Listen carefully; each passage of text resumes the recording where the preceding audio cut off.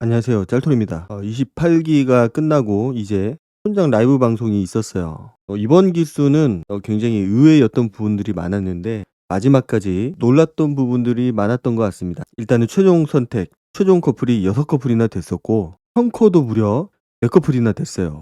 전혀 예상하지 못했던 부분이고 생각보다 많은 커플들이 관계를 잘 유지하고 있었다. 일단은 촌장 라방에 대해서 조금 얘기를 해보면은 일단은 불참자가 있었습니다. 광수하고 정희. 과연 왜 이 두 사람이 라방에 출연을 하지 않았을까? 무슨 문제가 있었을까? 봤더니 광수의 딸이 이제 다음날 수능이라서 그래서 참석을 하지 못했고 정희 집에 같이 있었다고 그렇게 얘기를 하더라고요. 영상통화를 하면서 밝혀진 부분이죠. 일단은 광수가 정희한테 그 사랑의 감정을 촬영 기간 동안 느꼈다고 그렇게 얘기를 했고 최종 커플이 됐을 때 그때부터 이미 마음이 컸었다고 얘기를 하더라고요. 그리고 밖에 나오자마자 바로 사귀게 됐다. 자연스럽게 사귀게 됐다. 이 두 사람은 앞으로도 그 관계가 잘 유지될 것 같은 그런 느낌을 주더라고요. 최종 선택도 선택이지만은 그 영상 통화를 하면서 느껴졌던 부분인데 다시 좋은 인연을 맺을 수도 있겠다. 라는 생각이 좀 들었습니다. 그리고 영식 같은 경우는 지금 당연히 솔로고 앞으로 좋은 사람 만나고 싶다. 이렇게 얘기를 했었는데 일단은 외적으로 변화가 많이 있었어요. 아니 그러니까 진작에 이렇게 하고 나왔으면은 데이트라도 한번 해보지 않았을까. 조금 더 좋은 결과가 있었을 수도 있고 이 외모라는 게 굉장히 중요하거든요. 특히 이런 남녀가 만나는 데이팅 프로그램에서 외모가 주는 그 영향은 굉장히 크다라고 볼 수가 있고 그런 측면에서 본다면은 영식의 그 헤어스타일 특히 많이 아쉽죠. 어쨌든 지금이라도 스타일이 많이 좋아졌고 그거를 발판으로 삼아서 더 좋은 사람 만날 수 있을 거라고 생각을 합니다. 자, 그리고 그 다음 정수, 영숙 최종 커플이 됐었죠. 최종 커플은 될 거라고 생각을 했는데 그 마지막에 보여준 그 흐름상 이 두 사람은 당연히 최커일 수밖에 없었는데 그 서사, 그 감정의 깊이가 조금 부족하지 않았나. 영숙한테 보여준 그 공감, 말만 조금 하더라도 공감을 잘해줬던 것 같아요. 그런데 그 공감을 해주는 거하고 그 사람에 대한 이성적인 감정, 그거하고는 또 다른 거니까. 그리고 장거리이다 보니까 얼마나 자주 만난지는 모르겠어요. 좀 만나는데도 쉽지는 않았을 거고 게다가 영숙 같은 경우는 마지막에 경수에 대해서 좀 호감을 가지는 그런 모습들을 보여주긴 했었지만은 뭔가 감정의 깊이가 크게 들어가지 않은 그런 모습들을 보여줬기 때문에 좀 아쉽게도 선컷까지는 되지 못했어요. 결국은 바쁘고 잘 맞지 않는 부분이 있어서 밖에서 잘 되지 않았다. 이렇게 얘기를 하더라고요.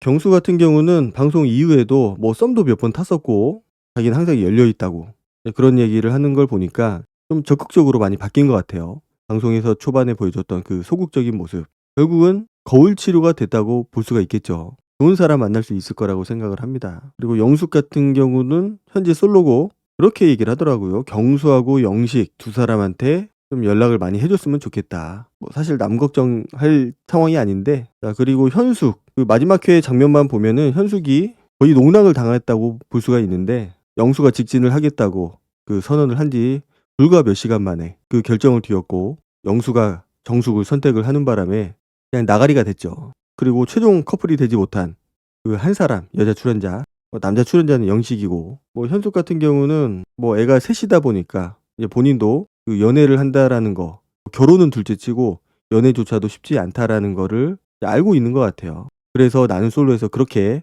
뭔가 집착하는 모습을 보여줬던 것 같고 열심히 했었죠. 어쨌든 내 남자를 찾기 위해서 노력하는 모습, 그게 물론 좀 과한 부분이 없지 않아 있었죠. 아무래도 그런 간절한 마음이 있었기 때문에 그런 모습을 보여주지 않았을까. 어떻게든 짝이 되고 싶어하는 마음. 그렇다라고 해서 마음에 없는 사람까지 그렇게 들이대지는 않았던 것 같아요. 그리고 솔로나라 안에서 본능하고 욕망을 발견했다라고 하는데 발견한 건 아닌 것 같고 원래 가지고 있었던 그런 성향과 기질이었다라고 생각은 합니다. 그런 게 없던 게 갑자기 생긴 것도 아니고 본인이 몰랐던 것도 아닌 것 같고 아무래도 방송에서 열심히 하다 보니까 그런 모습을 보여줬다라고 생각을 해요.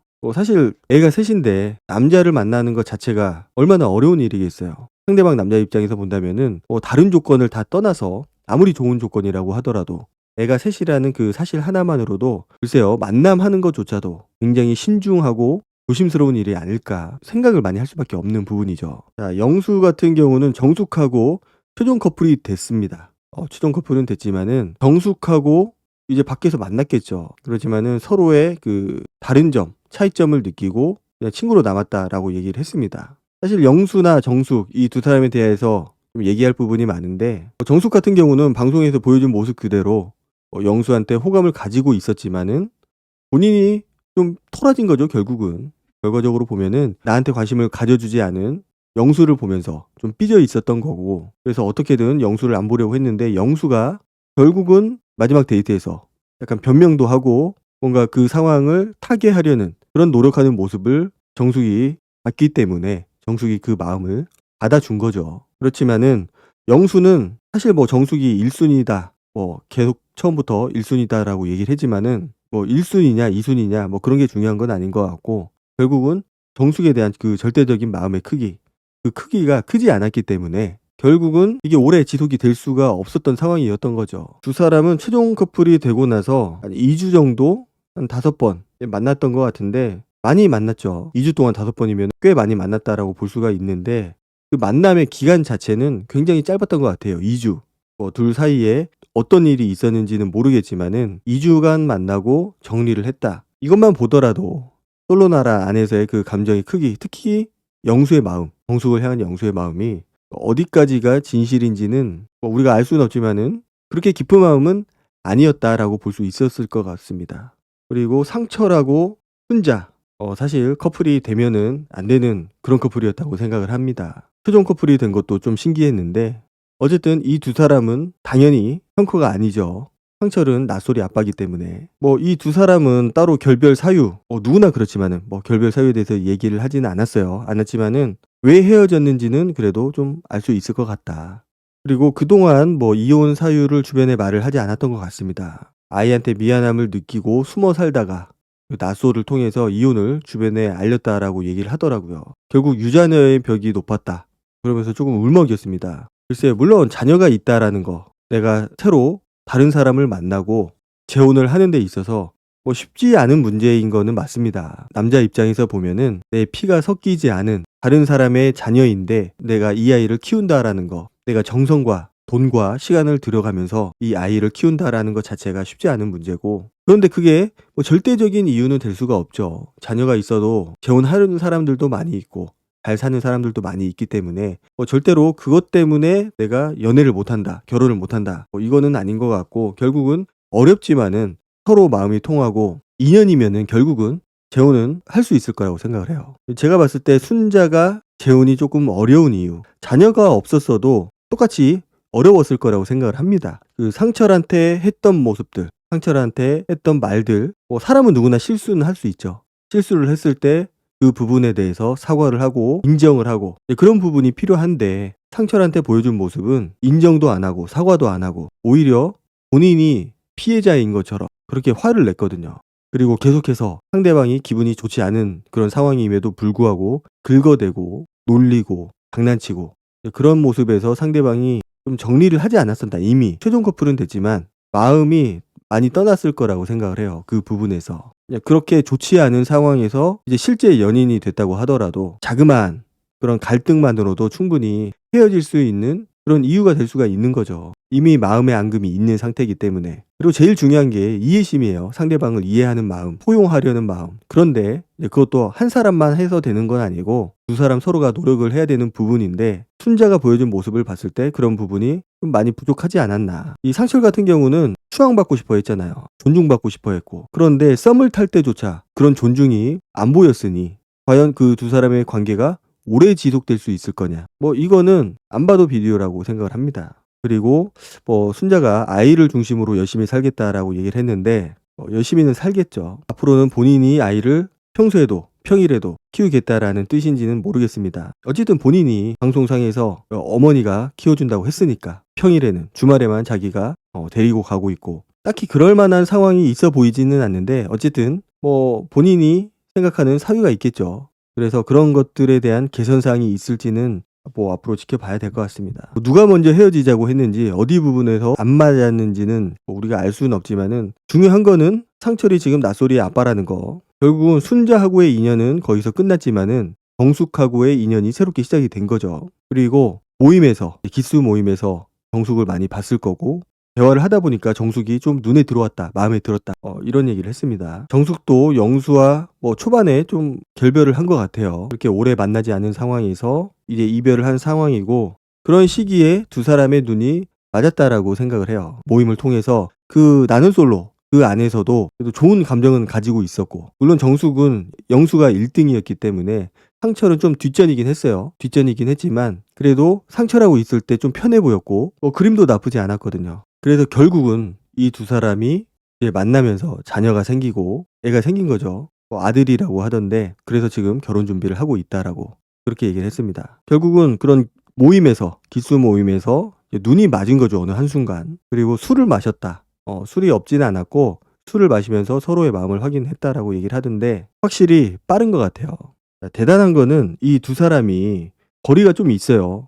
서울하고 청주 상당히 거리가 있는 그런 부분인데 그렇다고 엄청 멀진 않지만 그래도 자주 왔다 갔다 하는 게 쉽지는 않거든요. 그런데 일주일에 한 4-5번 그렇게 만났다라고 해요. 그러면은 주말에 만나고 평일에도 한 2-3번은 만났다라는 거거든요. 그만큼 열정이 있었다. 마음을 충분히 보여줬다. 물론 자주 만난다라고 해서 무조건 잘 되는 건 아니지만은 그 마음의 크기가 중요한 건데 그 만남을 통해서 그런 마음을 서로 보여주지 않았나. 그리고 상철은 아까도 말씀드렸지만 추앙받고 싶은 그런 욕구가 강한 사람인데 정숙이 본인을 추앙해주는 이상형에 가까운 여자라고 얘기를 하더라고요.